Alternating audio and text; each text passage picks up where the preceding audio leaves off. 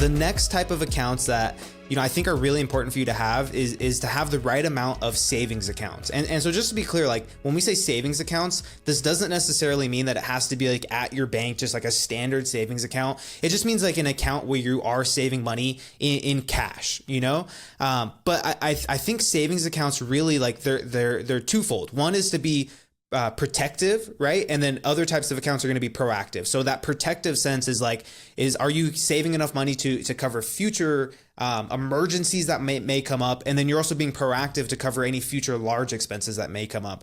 But I think, the classic one when people think of having a savings account, of course, we're going to say is the emergency fund, which that's one of those forms of a protective account, because it's going to make sure that any emergency that comes your way, you have enough money set aside for it.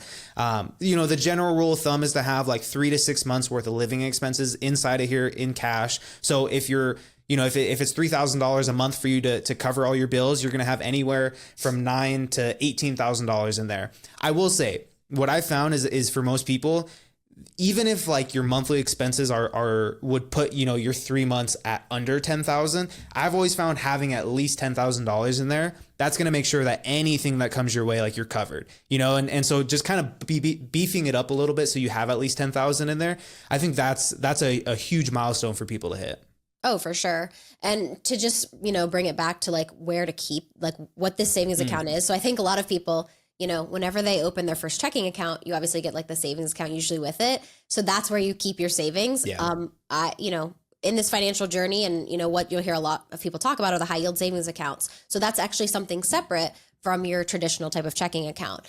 So like you mentioned about Ally Bank, a lot of people like that account. And you can actually keep little buckets in there in your high yield savings account of your emergency fund, your sinking fund, things like that. So make sure you're actually break away from your traditional bank and move your high yield, or maybe move your emergency funds, your sinking funds into a high yield savings account and make a little bit of interest off of it. We don't want to keep it at a bank and make 0.02%, like pennies. Pennies every single month. And I will say, I was somebody who clutched onto that savings account for a long time. And until I realized like, okay, I can move my stuff to high yield savings account. It's going to be okay. You just transfer it whenever you need it.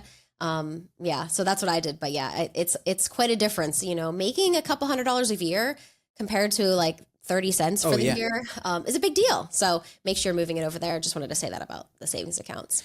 No, 100%. Like so I do have one savings account, which is I just keep a little bit of cash in, for any just miscellaneous purchases that come up. That way it's not sitting in my checking account. So it's never at risk of like, if I lose my debit card, less cash in there is in my mind is better. But I literally at the end of the month, I'll get maybe like less than 10 cents worth of interest in there versus like, if you have a high yield savings account right now, I think most of them are between 3 and 4%, like 4% is $400 for every $10,000 you have in there. And so that can add up quick, and so over the course of a month, you may be getting like $100 inside of that account every single month. It's just extra income, it's literally free money that they're giving you for parking that money in there so that they do whatever they do with it on the back end, but literally just free money in there. I think that's a huge plus.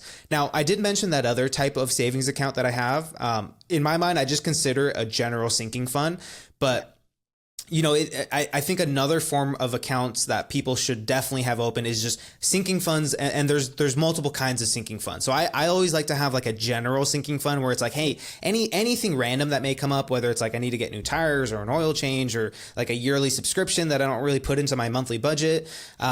I think that's a great use for it, but then also specific sinking funds. So things like travel funds or a home down payment fund, or, if you want to start saving up for your next car, like having a specific fund, I think is super important.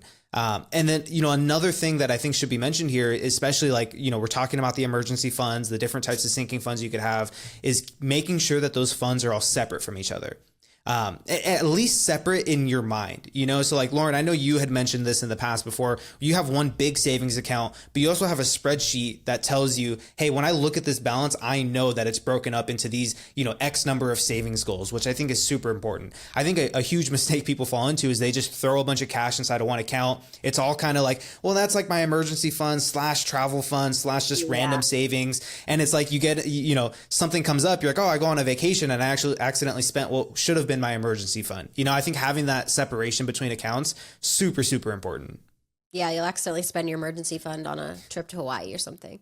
Yeah. So what we do is, no, there are some, like I said, Ally Bank has a great high yield savings account. And a lot of people like it because it has that savings bucket feature where you can actually create little goals, like, $10,000 for emergency fund, and you can see the money going towards that. In the whatever you want to create them for, you can do that. But I think like you said, a big issue is, and it was an issue for me before I started my whole money journey, was just anything that was in my savings account, in my traditional savings account that made 0.02% interest. The problem was it was just all in the same bucket together, and I really had no purpose for it. So that's whenever I was like living on my own, and I was sort of digging into my savings a little bit to cover my monthly expenses.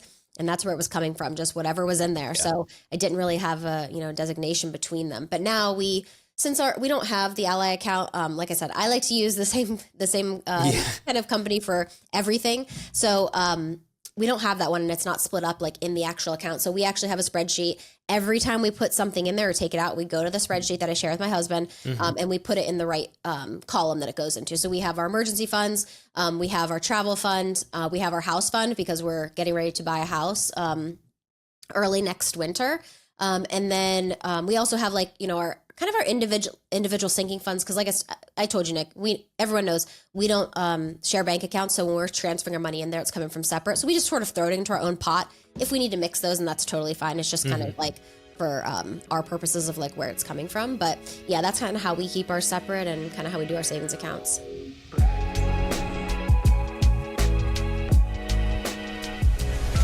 The information, opinions, and recommendations provided on this podcast are for entertainment purposes only and do not constitute professional financial advice. Any financial decisions you make based on the content of this podcast are your responsibility. We strongly recommend consulting with a licensed financial advisor or other qualified professional before making any significant financial decisions. By listening to this podcast, you acknowledge that we are not liable for any financial outcomes.